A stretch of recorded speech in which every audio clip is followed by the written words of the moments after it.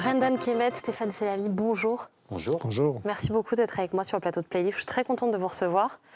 Pour la simple et bonne raison que vous avez écrit une enquête fantastique, vraiment passionnante, où vous retracez l'histoire de la pègre, mais cette fois issue de l'immigration. C'est une histoire qu'on connaît très peu. Alors moi, j'avais une première question déjà, avant de vous présenter. Qu'est-ce que c'est qu'un bandit ? Une vaste question, là. Un bandit, c'est quelqu'un qui vit en marge de la société, qui vit sur les à-côtés, qui se nourrit de tout, un peu les déviances de chacun. À une époque, c'était la prostitution, ça peut être le jeu, le jeu, après ça peut être le vol d'argent, le braquage. Voilà, c'est quelqu'un en marge, mais qui est en même temps très intégré à la société, en tout cas en France et à Paris, quoi. Vous, ces gens-là, les bandits, justement, le grand banditisme, vous le connaissez bien parce que vous êtes tous les deux journalistes. Vous avez été tous les deux journalistes aux Infos Générales du Parisien, pour François aussi, je crois, pour le journal L'Équipe.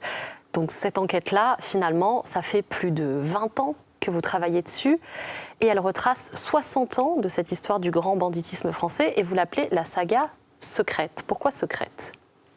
Parce que c'était, pour nous, on aborde effectivement cette saga sur une communauté des enfants d'immigrés ou des immigrés venus du Maghreb. Et jusqu'à présent, on a eu beaucoup d'histoires où on évoquait toujours les mêmes personnages. Les Francis le Belge, les frères Zemmour, Zampa, Tani Zampa, exactement. Et jamais des Nénès Benasser, des Mohamed Amimeur, des Nordine Mansouri. Voilà, donc on s'est dit, il faut à un moment donné, pas rétablir les choses, parce que c'est pas l'idée, mais resituer sur l'échiquier du grand banditisme ces personnages qui ont existé et qui, dans les années 40, 50, 60, 70, 80 et après, ont marqué l'histoire de ce grand banditisme. Pour nous, c'était essentiel. Comment vous expliquez, messieurs, qu'on soit aussi passionné, aussi intéressé, aussi... Il y a presque de la duplicité vis-à-vis de cette figure du bandit. Pourquoi elle attire comme ça dans les films, les séries ? Parce que le bandit, c'est tout ce qu'on n'est pas, en fait, quand on est, on va dire, on a des vies un peu bien rangées, des vies chronométrées, pas métro, boulot, dodo, mais enfin bon, voilà, le bandit, c'est celui qui va faire tout ce on se sent peut-être incapable de faire, c'est-à-dire s'emparer d'argent, de manière évidemment illicite, de beaucoup d'argent, ensuite de dépenser cet argent avec la flamme, parce que tous les bandits, il y a un point commun, en fait, et on le rencontre dans notre livre, c'est qu'en fait, ils vont dépenser de l'argent, ils flambent, ils claquent l'argent. Le bandit aussi, c'est celui en fait qui s'affranchit de tous les codes, on va dire presque judéo-chrétiens, parce qu'il tue. Un bandit. Dans nos personnages, beaucoup sont morts, hein, parce qu'on vit pas forcément très longtemps. Des morts assez tragiques, assez violentes. C'est une mort brutale. Voilà, c'est celui qui transgresse vraiment, et dont c'est vraiment le mode de vie, quoi. En tout cas, vous, on sent que ça vous a passionné, hein. Il y a 400 pages d'enquête, c'est ultra détaillé, c'est très bien écrit, on est vraiment pris par chaque histoire. Il y a plusieurs personnages, on va essayer d'en évoquer quelques-uns en tout cas. Pourquoi vous avez eu envie d'écrire ce livre, personnellement ? Est-ce qu'il y avait une forme de fascination au commencement ou... En fait, c'est, je pense, le souci, enfin pour moi, pour Stéphane, c'est peut-être différent, mais la motivation, c'est en fait l'histoire orale qu'on nous a raconté dans des bars malfamés, parfois, dans des commissariats de police, voilà, ou et toute cette tradition orale, toute cette histoire presque, on va dire, cette saga qui n'est pas dans les livres, qui n'est pas dans les PV de police ou les PV judiciaires, et qui va disparaître si personne ne l'enregistre. C'est pour ça qu'on a rencontré des personnes parfois assez âgées, qui sont détentrices d'une histoire incroyable et de faits qui sont parfois à peine, qu'on a du mal à croire. Et quand ces gens vont disparaître, toute cette histoire va disparaître. Donc nous, on se dit, il faut la raconter maintenant. Donc c'est de ces témoins qui sont les témoins d'une histoire qui a 50 ans, qui peuvent raconter des histoires plus anciennes. Dans quelques années, ces personnages notamment qui ont connu l'après-guerre presque, ou les années 60, ne seront plus là. Donc il faut la raconter. Vous, Stéphane aussi, c'était important pour vous dans votre imaginaire d'enfant, j'imagine, c'est quelque chose qui vous a toujours fasciné. Vous avez grandi avec ces figures-là aussi ? Oui, forcément, on a été un peu nourri de ces figures-là. On a grandi avec ces figures et ces films aussi qu'on a pu voir quand on était adolescent. Ça nous a apporté aussi. Après, ce qui nous a aussi beaucoup porté, c'est notre travail qu'on a réalisé quand on était effectivement au Parisien ou pour d'autres titres. On a travaillé pendant des années. On a accumulé une somme d'informations, une somme d'histoires sur une vingtaine d'années. Et c'est vrai que pour nous, c'était important de pouvoir la livrer au grand public. Pourquoi ? Parce que avant tout, ce qu'on voulait, c'était partager ces anecdotes, ces personnages, ces lieux, ces scènes pratiquement inconnues du grand public, puisqu'il y a eu très peu de choses faites là-dessus. Donc c'était important pour nous de partager. Alors justement, pourquoi, après ces 400 pages d'enquête, pourquoi, selon vous, ce pan-là de l'histoire du grand banditisme français a été si longtemps occulté ? Parce que je pense que le grand banditisme français s'est constitué beaucoup sur la mythologie du voyou de Pigalle, qui était un voyou corso-marseillais, ensuite oranais mais pied noir en fait, et que les nouveaux venus, les Maghrébins qui sont arrivés après-guerre et qui ont pris la place en fait, qui ont chassé en grande partie ces voyous, on va dire à l'ancienne, il y avait un véritable conflit de génération, un conflit même culturel, sans doute une part de racisme, qui a fait qu'on ne parlait pas de ces gens-là. Parce que nous, ce qu'on pense dans notre livre et ce qu'on raconte, c'est qu'ils sont légaux. Ils ont été légaux de ces grands voyous des années d'après-guerre. Et d'ailleurs, la preuve, c'est qu'ils ont... Le milieu traditionnel, ils sont devenus finalement presque parfois le milieu traditionnel, et le milieu traditionnel a cherché à nouer des alliances avec eux. Nous, on raconte une scène où il y avait la Brise de Mer, donc les Bastiers de la Brise de Mer, un gang redoutable qui est venu à Paris pour négocier avec des voyous, on va dire, locaux, dont certains étaient d'origine algérienne. Donc voilà, ça a existé, tout ça. C'est ça, cette partie-là de l'histoire où cette immigration... cette PEC d'origine maghrébine chasse les Corses de Pigalle, qui détenaient eux-mêmes tous les bordels du 18e. On l'ignore complètement, c'est eux qui les ont clairement virés, qui ont pris leur place. Ouais, ils ont chassé, ils ont réussi à les pousser et à prendre la place. Alors, il y a notamment un témoin qui nous raconte, c'est un ancien commissaire qui est devenu avocat, qui nous dit, voilà, c'est aussi, ils se sont imposés par le nombre. Effectivement, à un moment donné, ils étaient plus nombreux et ils ont réussi à les chasser parce que plus nombreux. Ça, c'est une réalité. Et alors, petit à petit aussi, ce qui a pu être mal vécu par l'autre pègre française, corse, d'origine marseillaise aussi, c'est que d'hommes de main, ils passent finalement à un statut plus autonome et ils veulent aussi, commencent à exiger d'avoir des postes à responsabilité, c'est un peu ironique, mais en tout cas, à assumer leur part du business. Exactement, on en arrive au tournant des années 2000 à des frictions sévères, on va dire, sur les Champs-Élysées. On n'est pas n'importe où, mais sur les Champs-Élysées, entre des voyous marseillais, pas des moindres, puisque c'était Francis le Belge, et des voyous de Montreuil d'origine algérienne. Il y a eu des frictions sur des territoires. Ça craquait dans tous les sens, en fait. Et d'ailleurs, Francis le Belge a fini par en mourir, même si c'est une histoire extrêmement complexe, où peut-être certaines personnes ont été poussées, comme on appelle une poussette dans le milieu, pour déstabiliser Francis le Belge. Une poussette, c'est ? Une poussette, c'est en fait faire agir quelqu'un contre une autre personne. Sans qu'elle comprenne, en fait. Voilà, sans qu'elle sache exactement. Qu'elle est en train d'être manipulée. En fait. Il me semble qu'il y en a un autre qui agit comme ça, reprenez-moi si ce n'est pas le cas, mais il y a toute l'histoire du clan Zemmour, qu'on connaît bien par le biais du film Le Grand Pardon, d'Alexandre Arcadi, où on découvre ces juifs pieds noirs qui, en fait, eux, ont la main mise sur les réseaux de prostitution, de drogue, et un des personnages qui va... quelque part, les bouleverser leur organisation, c'est un de ceux que vous aimez beaucoup, je crois, sur lequel vous avez beaucoup travaillé, c'est Nénès.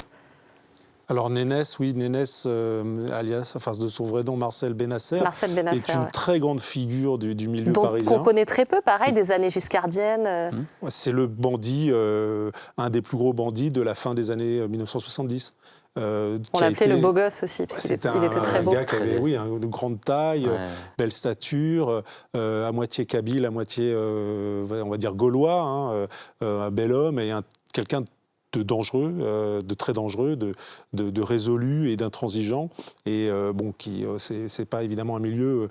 C'est un milieu où quand on a des disputes, ça se termine souvent très mal.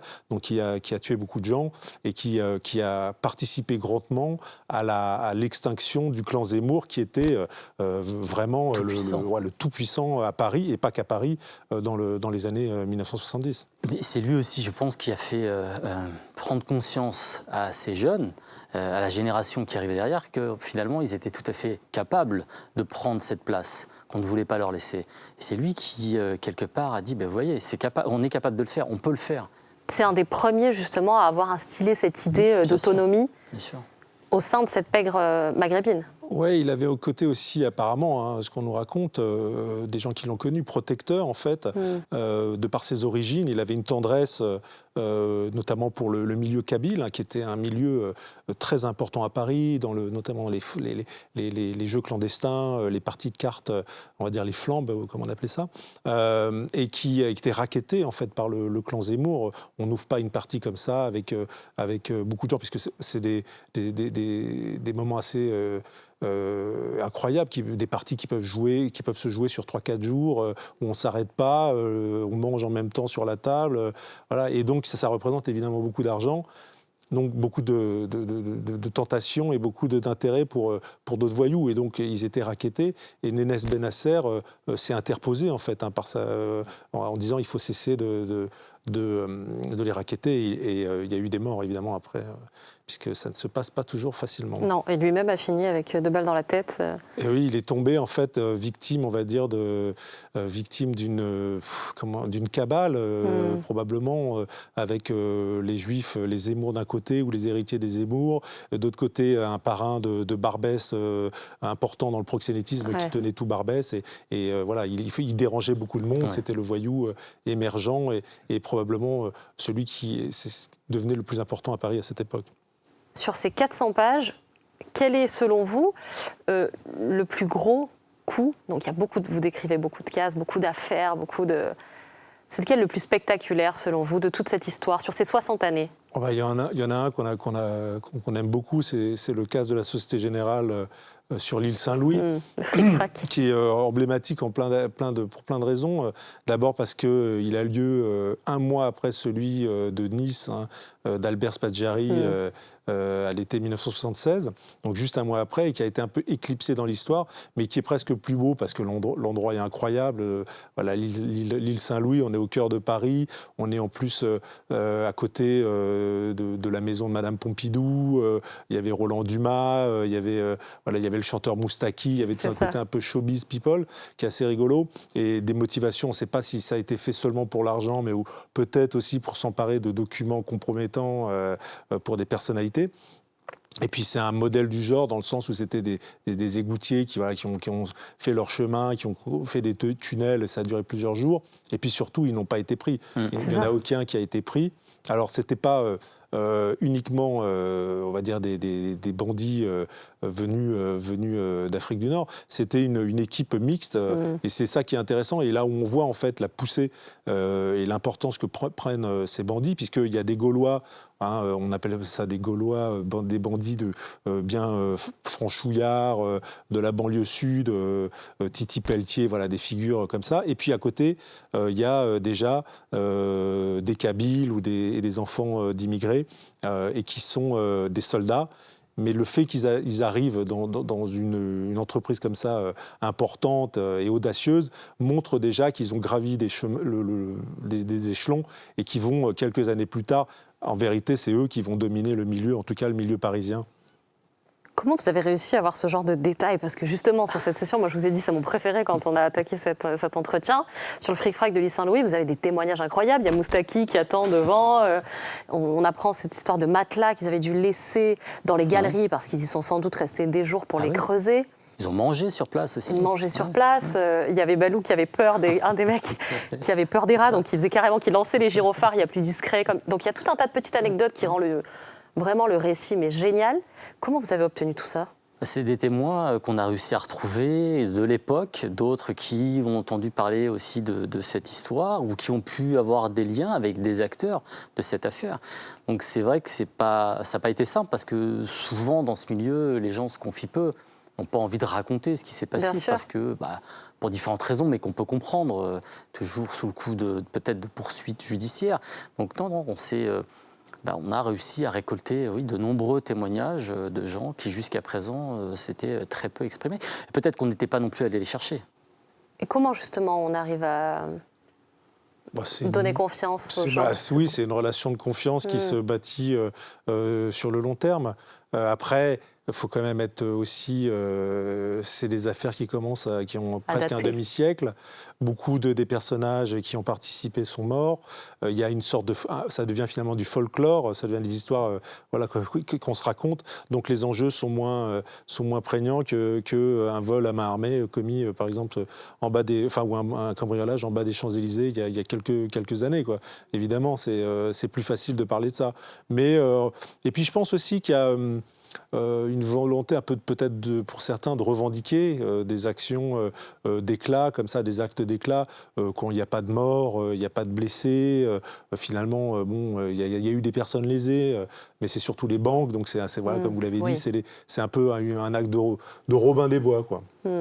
Comme la figure de Spadjari, longtemps, en disant sans armes, ni haine, ni violence, comme si on les tolère un peu plus, quoi.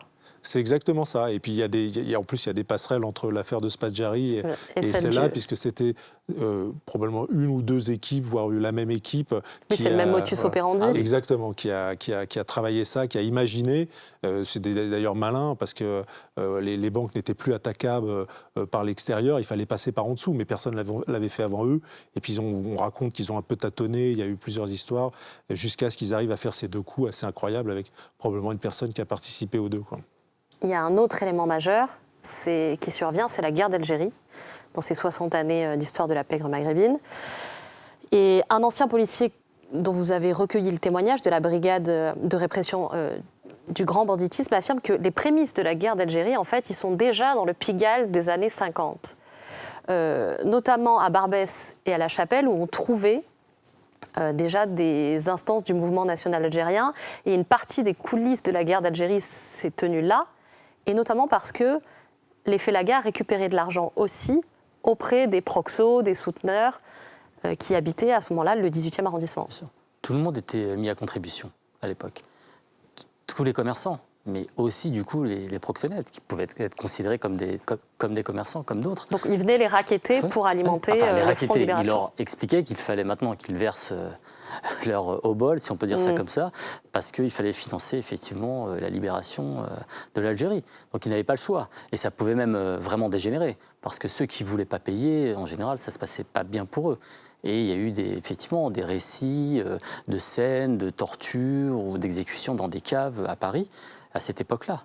Donc non, c'était extrêmement... Vous dites même dans votre livre qu'il y avait des tribunaux clandestins comme ça qui s'étaient improvisés entre Barbès et La Chapelle, où on jugeait, où le FLN jugeait des gens qui refusaient de contribuer à l'effort de guerre, entre guillemets. C'est ça.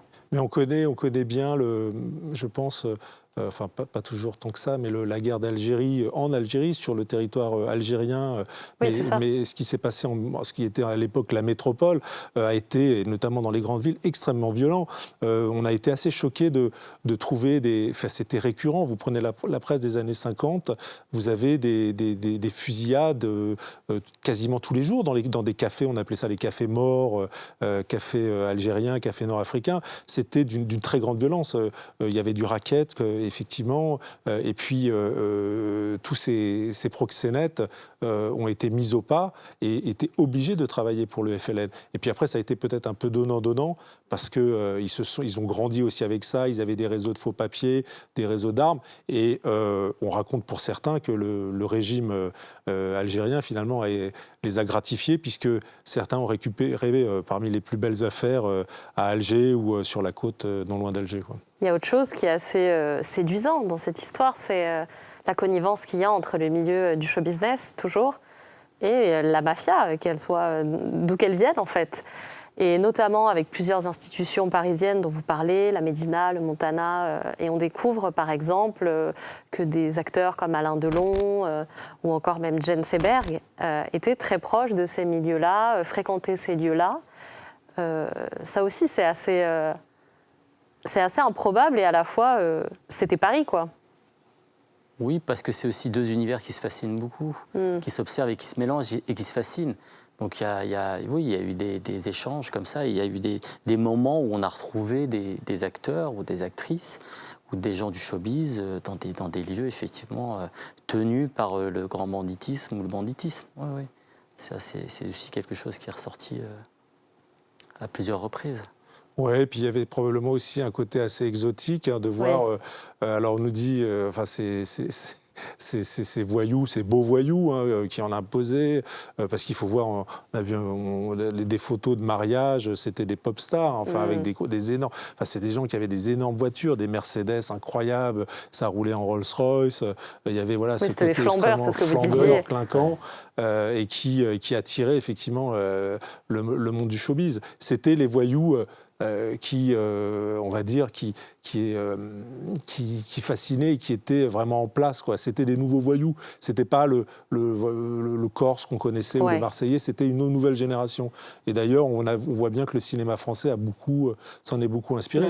Et Catherine Breillat, qui a commencé le scénario et qui a inspiré le scénario de Police de Piala, s'est immergée à Belleville. Et on le sent parce qu'elle a écrit d'ailleurs en fait un livre, qui c'est devenu un livre, un film, et puis elle a continué sur un livre, mais ce livre est un récit de ce monde. Voilà, là c'était plutôt le milieu tunisien, mais on sent la fascination, effectivement. Il y en a un qui vous a pas mal fasciné, j'ai l'impression, vous m'arrêtez si je me trompe, mais parmi tous ces personnages, c'est aussi Mohamed Amimer, le grand Momo, l'élégant, on l'appelait aussi le Rolls-Royce, la Rolls-Royce de la cavale. Mais qu'est-ce qu'il a de romanesque pour le coup ? Alors, Mohamed Amimer, ce qui est intéressant, c'est qu'effectivement, lui, il est né en France, à Noisy-le-Sec, et on est dans les années 60. Il va grandir au contact de membres du milieu traditionnel. On va citer un certain Titi Pelletier, on en a parlé tout à l'heure, qui va d'ailleurs l'initier sur certaines affaires. On a aussi un certain Francky Bérens, pareil, qui est un vieux de la vieille, entre guillemets, du milieu traditionnel. Et ce garçon va grandir au contact de ces anciens qui vont lui apprendre les ficelles un peu du métier. Mais après, c'est aussi quelqu'un qui va... comment dirais-je, réunir autour de lui, agréger autour de lui des jeunes qui sont aussi des jeunes issus de la banlieue parisienne, de l'Est parisien, autour de Montreuil, Noisy-le-Sec. Ils vont constituer cette équipe qu'on va appeler la bande de Montreuil. Et on est au début des années 80.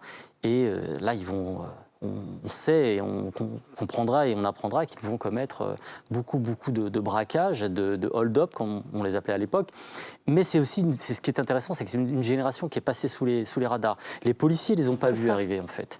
Donc, et quand ils étaient déjà tout en haut... On n'a rien vu dans les témoignages. Non, ils ont découvert, là, une équipe qui était absolument redoutable.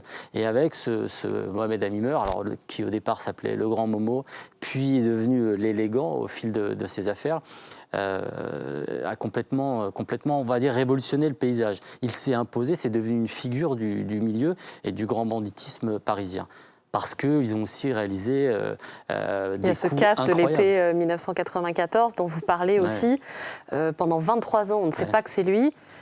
Et oui, au bout de quelques années, on va peut-être avoir quelques informations. En tout cas, la BRB, la Brigade de répression du banditisme, d'ailleurs, qu'il aime à brocarder en parlant de la brigade du bricolage, va récupérer des mégots de cigarettes et retrouver de l'ADN plusieurs années après.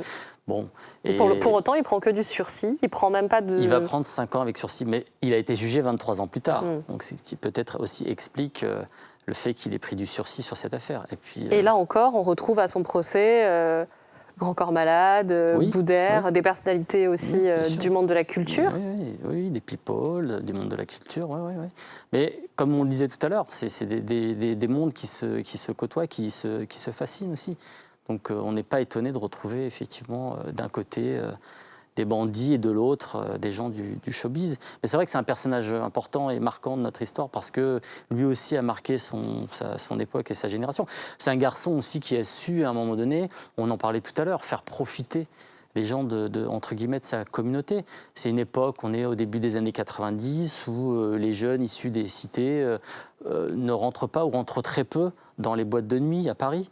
Et lui va lancer une boîte de nuit, une discothèque qui s'appelait le Triangle, à Andilly, dans le Val d'Oise, dans un petit village, où là, il va permettre à tous ces jeunes de pouvoir sortir le vendredi, le samedi, le dimanche soir, et leur permettre de faire la fête comme tous les autres. Il a aussi fait beaucoup pour la réinsertion. Oui, aussi. Il a fait venir des artistes en prison. Ouais, une fois sorti, il a travaillé aussi pour la réinsertion d'autres détenus et anciens voyous. Votre livre, c'est une démarche, vous le disiez, de restitution, quasi historique, sociologique aussi. On apprend énormément de choses. Ça m'a aussi rappelé un petit peu le travail de Roberto Saviano dans une autre mesure, parce que lui, c'est vraiment que sur l'histoire, pas que sur l'histoire contemporaine, mais avec son livre Gomorrah dans l'Empire de la Camorra. Est-ce que, comme lui, il vous est arrivé d'avoir peur pour vous en vous attaquant à ce sujet-là ? Peur. Est-ce que vous êtes posé la question ? Oui, on s'est posé la question, bien sûr, parce qu'on parle à un moment donné d'affaires, d'histoires, de personnages qui sont tout sauf tendres. Donc oui, on s'est posé des questions. Peur, je ne sais pas si on peut le formuler comme ça, mais oui, on s'est posé des questions. Avant d'écrire certains chapitres, on s'est dit, mais est-ce que là, vraiment, est-ce que c'est nécessaire ? Mais dans cet ensemble, oui, si on voulait faire une construction logique, chronologique de cette histoire de ce banditisme, de cette saga méconnue du banditisme français, il fallait avoir des chapitres sur certaines histoires, certains personnages bien précis. On ne pouvait pas faire autrement, sinon on n'aurait pas fait notre travail. Enfin, on aurait eu le sentiment de ne pas faire notre travail, de tromper quelque part un peu le lecteur. Donc voilà, et de ne pas partager finalement aussi toutes ces histoires qu'on a mis 20 ans à recueillir. Donc oui, on s'est posé des questions, bien sûr, on ne va pas se mentir, forcément qu'on se pose des questions. Vous avez subi aucune pression ? Non.